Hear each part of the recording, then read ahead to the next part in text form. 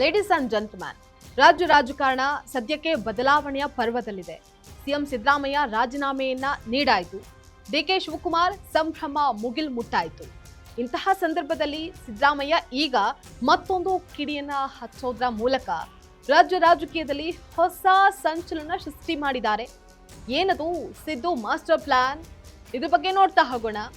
ವೀಕ್ಷಕರೇ, ನೆಲ ಜಲ ಭಾಷೆಗಾಗಿ ಪ್ರಾಮಾಣಿಕ ಪತ್ರಿಕೋದ್ಯಮ. ನೀವು ನೋಡ್ತಾ ಇದ್ದೀರಾ ಫೋಕಸ್ ಟಿವಿ. ನಾನು ನಿಶ್ಚಿತ.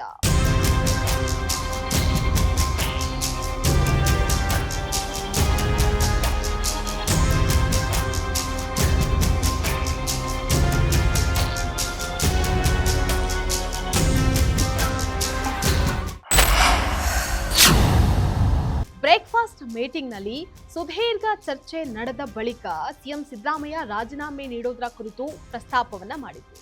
ಇದಾದ್ಮೇಲೆ ಕಾಂಗ್ರೆಸ್ ಒಂದು ಭಾವುಕ ಕ್ಷಣಕ್ಕೂ ಸಹ ಕಾರಣವಾಯಿತು. ಡಿಕೆ ಶಿವಕುಮಾರ್ ಸಿದ್ದರಾಮಯ್ಯ ಕಾಲಿಗೆ ಬಿದ್ದು ನಮಸ್ಕರಿಸಿದ್ರು. ಸಿದ್ದು ಡಿಕೆ ಪರಸ್ಪರ ಒಬ್ಬರನ್ನೊಬ್ರು ಅಪ್ಕೊಂಡ್ರು. ಈ ಭಾವನಾತ್ಮಕ ಕ್ಷಣದಲ್ಲಿ ಡಿಕೆಶಿ ಕಣ್ಣು ಕೆಂಪಗಾಗಿತ್ತು. ಇತ್ತ ಸಿದ್ದರಾಮಯ್ಯ ಆಪ್ತ ರಕ್ಷಕ ಕವಚ ಸಂತೋಷ್ ಲಾಡ್ ಕಣ್ಣೀರನ್ನ ಸುರಿಸ್ತಾ ಇದ್ದಾರೆ. ಇದೆಲ್ಲ ಒಂದ್ ಕಡೆ ಆದ್ರೆ ಸಿದ್ದರಾಮಯ್ಯ ಮಾತ್ರ ಹೊಸ ತಂತ್ರವನ್ನ ರೂಪಿಸೋದ್ರಲ್ಲೇ ಮಗ್ನರಾಗಿದ್ದಾರೆ.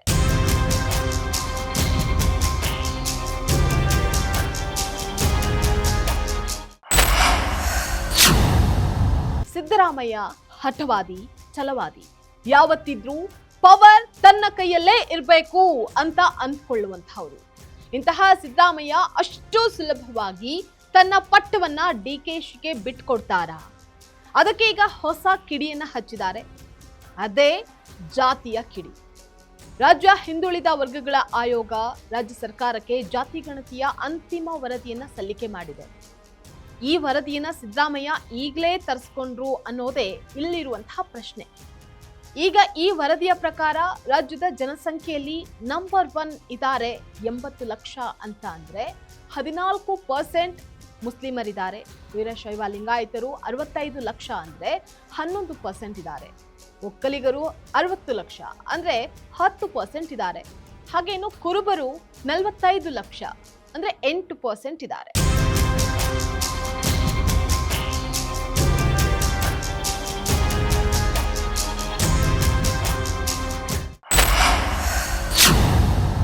ಈಗ ಸಿಎಂ ಸಿದ್ದರಾಮಯ್ಯ ಅವರು ಈ ವರದಿಯನ್ನ ಈಗಲೇ ತರಿಸ್ಕೊಳ್ಳೋದ್ರ ಹಿಂದೆ ಮಹತ್ವದ ಕಾರಣ ಇದೆ.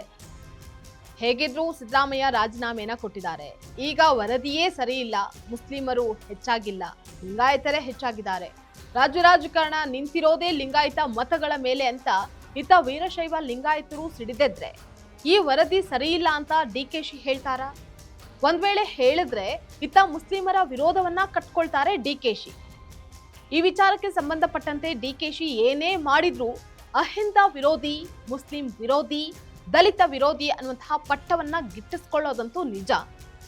ಹಾಗಾಗಿ ಸಿದ್ದರಾಮಯ್ಯ ಹಚ್ಚಿದಂತಹ ಈ ಜಾತಿಯ ಕಿಡಿ ಡಿಕೆಶಿಯ ಸುತ್ತ ತನ್ನ ಕೆನ್ನಾಲಿಗೆ ಎತ್ತ ಚಾಚಿಕೊಳ್ಳುತ್ತಾ ಅನ್ನುವಂತಹದನ್ನ ಕಾದ್ ನೋಡ್ಬೇಕಾಗಿದೆ. ಇದಾಗಿತ್ತು ಈ ಕ್ಷಣದ ಪೊಲಿಟಿಕಲ್ ಅಪ್ಡೇಟ್.